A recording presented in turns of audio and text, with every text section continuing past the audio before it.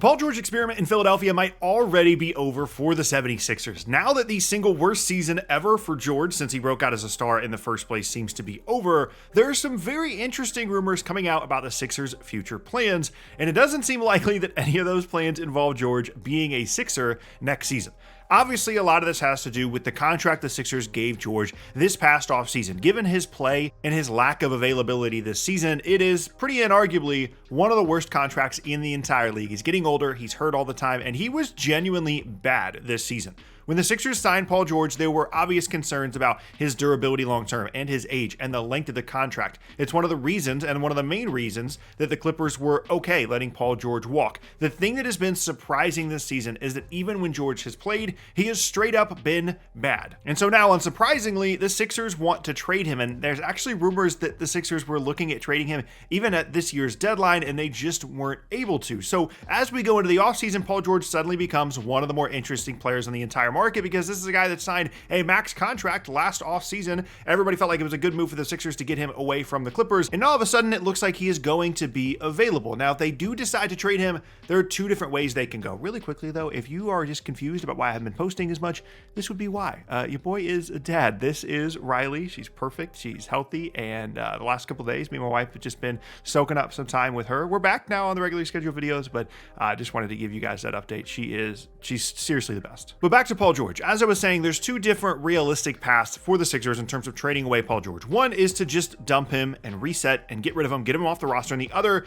is to actually try and improve the team, trade him to a team that actually wants Paul George and get some stuff in return. Let's talk about trying to improve the team first. I went through and attempted to make a list of teams who would actually be interested in trading for Paul George this offseason, and then what they would actually have to trade in exchange that would entice Philadelphia. First is the Golden State Warriors. That's the first team that came to mind for me because they heavily pursued Paul George this past offseason and were arguably the closest team to actually acquiring him before he ended up going to free agency and going to Philadelphia. That scenario would have had to have been a trade in the offseason. Of course, this would have to be a trade as well. The problem for Golden State is they've used up their contracts that they would have used in order to get Paul George and or Lauri Markkanen this past offseason in order to add Jimmy Butler. And when you look at their roster, when you look at the contracts they have, they just don't have the numbers to put together to add up to Paul George's $50 million salary for next season. So with Butler now in Golden State, that pretty much eliminates them from Paul George contention, even though, like I said, they were very interested not that long ago.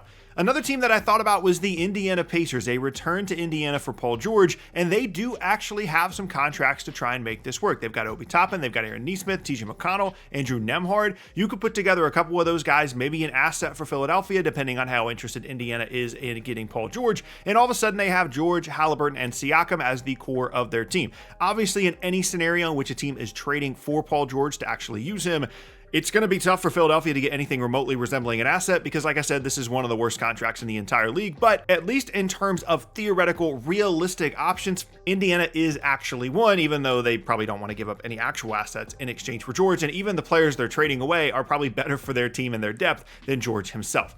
Let's go to some teams that I think actually could make this happen, though. Teams that I could actually see convincing themselves that Paul George is a piece they would want. The Sacramento Kings come to mind for me. They've got Zach LaVine. They've got some other guys like Sabonis, and we've seen some rumors potentially them going the other way and trading away someone like Domantas Sabonis this offseason. But if they really wanted to package something like DeMar DeRozan and some stuff in exchange for Paul George, maybe DeRozan going elsewhere to potentially get some assets, obviously it's not ideal because both him and George are both mid-30s guys, and DeMar is still good and pretty durable, but not necessarily like this huge asset around the league. But the Kings seem like one of those teams that are kind of stuck in the middle, pretty desperate to add any kind of star talent, and could potentially buy low on someone like George. And we know that he's a West Coast guy. He wants to be on the West Coast ideally. That's one of the reasons people were pretty surprised that he ended up deciding to go to Philadelphia in the first place, and getting back to the West Coast, getting back to Sacramento could potentially be a real option for Paul George. The last team I want to mention here potentially would be the LA Lakers. This, for me, gives a little bit of the vibes of the Russell Westbrook trade when they added Russell Westbrook in the first place. So I don't love it for the Lakers, but they do technically have the contracts. They've got Maxi Kleber,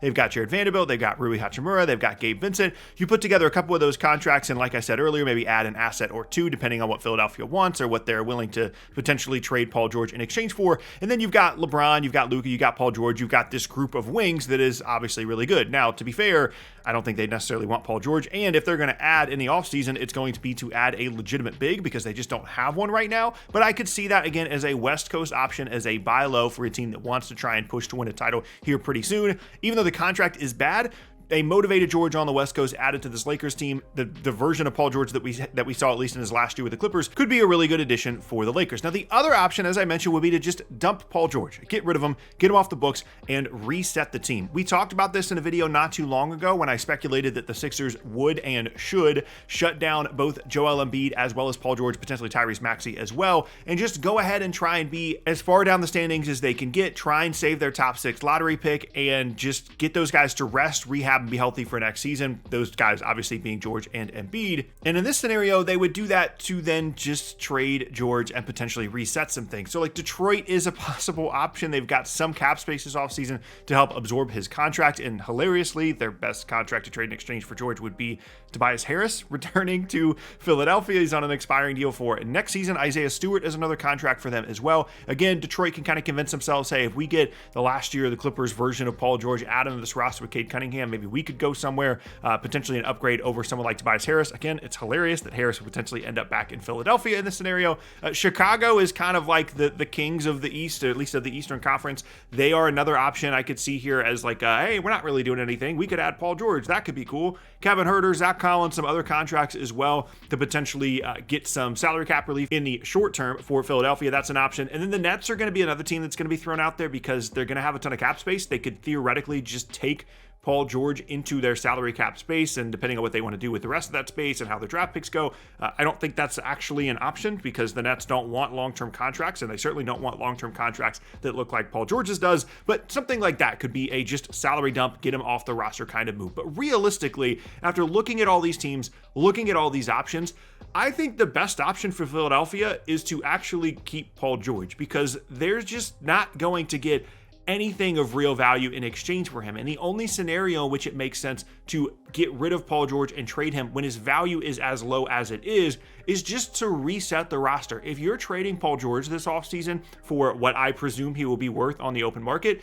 then you might as well trade Joel Embiid too. You might as well trade everybody that isn't Jared McCain, Tyrese Maxey, anybody you don't think is a foundational piece. You might as well try to keep that top 6 protected lottery pick from Oklahoma City. You might as well just trade George and Embiid for whatever you can get for them. Just get out from under those contracts and completely reset. The concept of trading away Paul George where his value is at now and then try and convince yourselves that whatever you get in exchange for him plus Maxey plus Embiid is going to be good enough to contend in the East next season is just delusional, quite frankly. I don't think that is a realistic thought process for Philadelphia. Now, if you are resetting, I absolutely get it. I think that is probably at this point the best course of action for Philadelphia. If they are able to just get out of the Embiid and George contracts with some amount of assets, or maybe even just completely getting out of the deals in general, strictly from a cold-hearted team building perspective, if you get a top 6 pick and you've got Maxey and McCain and you can get something out of Embiid and George, that's the right move. And I think that has been the right move since basically mid-season. And even though them shutting those guys down mid-season makes me think that yes, they want to tank for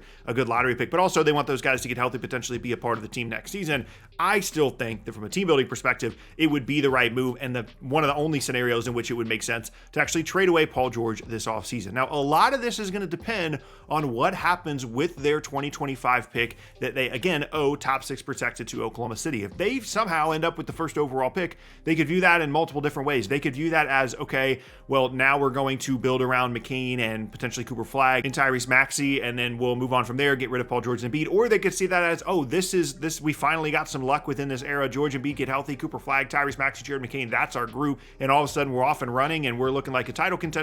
So it's really going to depend a lot on what happens in this upcoming draft lottery. If they end up with like the 7th or 8th pick and that goes to Oklahoma City, that would be pretty much worst case scenario for Philadelphia, which again is why they're shutting these guys down presumably and trying to lose and get as good a lottery odds as they can. The only other thing to mention here for Philadelphia is if they did decide to completely reset things, they do owe their 2027 first round pick to Brooklyn, but those are their only draft pick responsibilities moving forward in the future as far as I can tell, is that they owe their 25 pick top 6 protected Oklahoma City this year, and they owe their 27 pick to the Nets as well. So if they reset things, they won't have that pick in 2027, but regardless, to me, it still seems like a very viable option. At the end of the day, I don't think Paul George is going to get traded, but it seems like they could be pretty motivated to do so anyway.